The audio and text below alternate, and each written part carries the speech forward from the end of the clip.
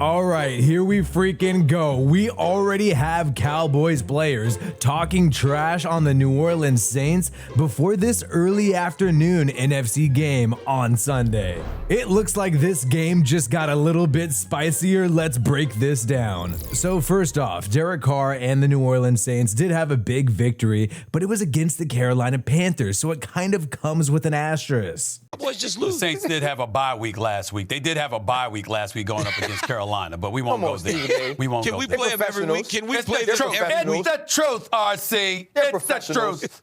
Personally, I think whenever you score 47 points on a team, it's a big deal. But hey, it is true that they have not been fully tested, and we're going to find out this week against the Cowboys. And on the flip side, were the Cowboys really tested in this past week? You had the Deshaun Watson drama in the background where he's facing another lawsuit. And the Browns did not look like the same playoff team they were last year. This was a first. We came out of a Cowboys game on Monday and talked about the other team. Yeah. I have no idea what to make of Dallas after week one. And then with the Saints, I think we all came out of that game saying, can you believe how bad Carolina is? Neither of these teams have been tested. Yep. Right. Neither of them have. Dallas wasn't dominant in week one. They were mature. Dallas was not that amazing either. And keep in mind, the Browns had both of their starting tackles out, so the Dallas Cowboys defense was able to eat. That is not going to be the case against the New Orleans Saints. And on the flip side, the Cowboys offense wasn't exactly lighting up the scoreboard against the Browns. The 33 points is misleading.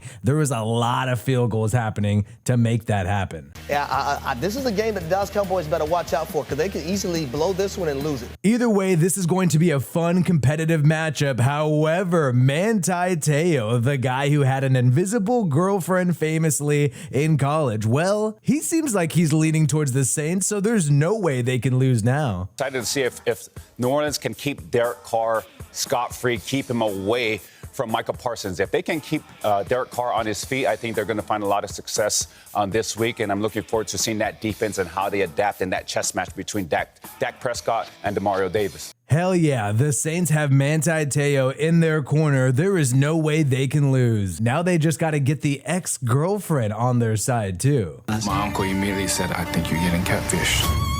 All right, ready to roll, man? Yeah. Look, I admit I'm biased in favor of the Saints. I want to see this lady in a Derek Carr jersey by the end of the night. That's the thing. I think a lot of Cowboys fans think this is the Saints team from the first half of last year that was struggling on the offensive side of the football. But since the second half of the season, really the past 5 to 6 games of the season, and obviously this first week against the Panthers, they've been completely rolling. They even have a new offense this year, and I think it's really going to help out Derek Carr. Derek Carr, since week 15, since these past 4 games, basically, he's number 1 in completion percentage, number 1 in passing touchdowns, and number 1 in passing. These are great numbers. These are the best numbers that you could possibly ask for. Some people say, oh, they're going up against easy teams. They went up against the Panthers in week 1. Look, I think if this was happening to somebody like Jordan Love, I think the entire NFL media would be making a big deal. They'd be celebrating it because it's Derek Carr, because it's a older veteran quarterback who's been around with the Raiders for a long time. I feel like nobody's giving the guy credit. At the same time, to be fair, I don't think Cowboys fans give their quarterback that much credit. My brother is a Cowboys fan, and he is nonstop talking trash on Dak Prescott. He is absolutely pissed that they gave Dak Prescott a brand new contract extension. Keep in mind, Dak Prescott has been extended for $260 million, now is the highest paid quarterback in the entire NFL at $60 million a year. Don't get me wrong, me personally, I think Dak Prescott gets a little too much hate. I think he's helped the Cowboys perform at a high level, but would I give him $60 million a year? No, I don't think so. And remember, Dak and his brother Tad Prescott had not been too happy about the Cowboys fan base. You even have his brother saying that he wants to get him out of Dallas before the contract extension. I've made the comments on Twitter that I want him out of Dallas. Again, that has been more so to the fans that constantly write me or DM me that your brother ain't shit, your brother will never win, your brother's nothing. So I'm like, well, cool. Get him out of Dallas so you can see what this franchise will look like without 12 games of the season, without a guy that constantly puts y'all in position on the playoffs. So there's been all kinds of drama with the Prescott family and the Cowboys fan base. Remember, even Tad Prescott said that Howie Roseman, the Eagles general manager, is the best GM in the league because they were quite disappointed that the Cowboys did not get a running back like Derrick Henry in the offseason, and instead they're bringing the crop top shirts of Ezekiel Elliott back. And by the way, the guy had around 40 yards last week, not too shabby. But now there's no more drama with the Prescott family and the Cowboys now that he's getting paid $60 million a year. Dak believes that eventually a Super Bowl will happen. In a podcast interview with his brother Tad Prescott, I have no doubt that it will eventually happen. A lot of celebrities are going to be around this game. Tom Brady is going to be doing some commentary during the game. This guy was an absolute disaster last week when he did the color commentary for the Browns versus the Cowboys. He was just straight up boring and gave little reaction to big time plays. The touchdown! So if you don't want to listen to Tom Brady during the game, check out my channel live. I will be doing live reaction and play-by-play for this game. John Gruden has his new YouTube channel, Gruden Loves Football, and it is absolutely awesome. He did an hour breakdown of this game, and he made his pick, and I think you can guess who he's picking in this game. Who that, baby? Who that? Who that?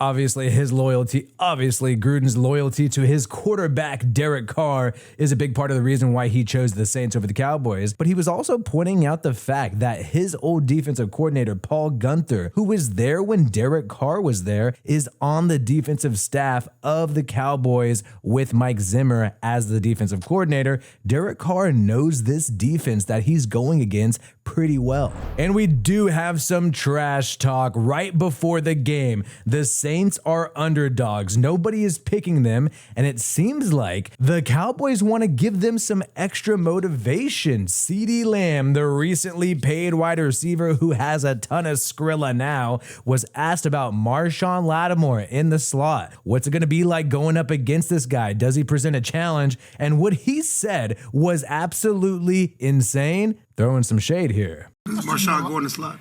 No, he doesn't go in the slot. I'm already going against one, so it's no surprise if I see another one. Obviously, Trey has the better ball skills, and he has a knack for the ball. So I feel like Trey has much more of an advantage because we see each other. He knows my tendencies and vice versa. But yeah, it's a pleasurable moment. I cherish it and I embrace it every opportunity I get, and so does he. CeeDee Lamb is basically saying that Marshawn Lattimore does not present a big challenge because he's not even as good as Trayvon Diggs. He's calling Trayvon Diggs a current corner on the Cowboys. If you don't know, one of the starting corners, he's saying that he's better. He's going up against him, so he's already prepared because this guy's number one, not Marshawn Lattimore. You're already throwing shade at your opponents. You're downplaying your opponent before this game. I think you just gave the Saints some extra motivation. And can somebody tell me why? Why does CeeDee Lamb, every time he talks, sounds like he just roasted two blunts back to back? Is it just me? It's a pleasurable moment. I cherish it and I embrace it every opportunity I get, and so does he. It's a pleasurable moment. I embrace it. Dude, CeeDee Lamb, you're going to need to wake up for this upcoming game. We'll see how you go against the Saints defense. We have another instance of shade to go through, but Marshawn Lattimore has been listed questionable for this game. CeeDee Lamb might get lucky because this guy might not even play. If I had to guess and go with my gut, I think he's still going to make it, even though he did not practice all week.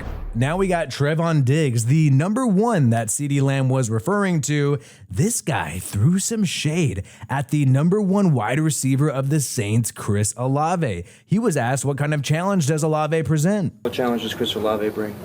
One more time. What challenges does Chris Olave bring as a receiver? This is a trick question. This is a trick question. He a good player.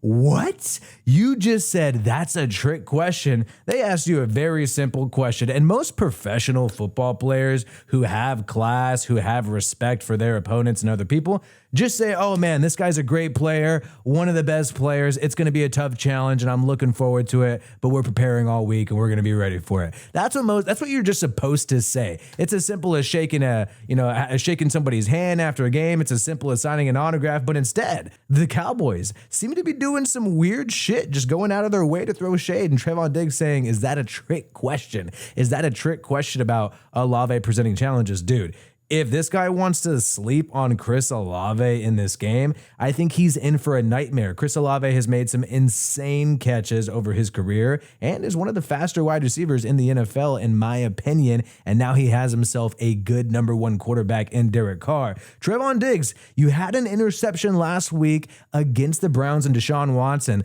Literally, Watson is dealing with some of the craziest allegations you could deal with, and you got lucky. His pick was off of a tip drill too in that matchup against the Browns. So let's not try to act like Trevon Diggs is completely healthy and back to his his number one status after, getting an ACL injury, if I'm not mistaken, last year. I think this guy's in for a surprise this week, and they just gave the Saints some extra motivation. Trevon Diggs is just like his brother Stephon Diggs, always starting drama. Remember, this was the guy last year when Stephon Diggs was on the Buffalo Bills, where he had to make a tweet during a game shading on the Bills, saying, man, 14 being the number of his brother Stephon Diggs, got to get up out of there. Literally dividing the active locker room of another team, saying you want your brother to get off that team. This guy has always been unprofessional, and I just cannot wait to see what kind of tweets he makes if the Cowboys struggle in this game. And look, I'm not going to let these two players ruin my respect for the Cowboys. The Cowboys are going to be a very tough team for the Saints this week, and that's why it's going to be a great, interesting matchup. I will be putting some Skrilla down and doing some live fantasy picks during this game for this game, so make sure you join me and watch me sweat it out. 10 a.m. Pacific time. I'll also be reacting to the Raiders versus Ravens game at the same time, so make sure you check me out live. My name is Wi-Fi Willie. Peace out, and I hope you have a good one.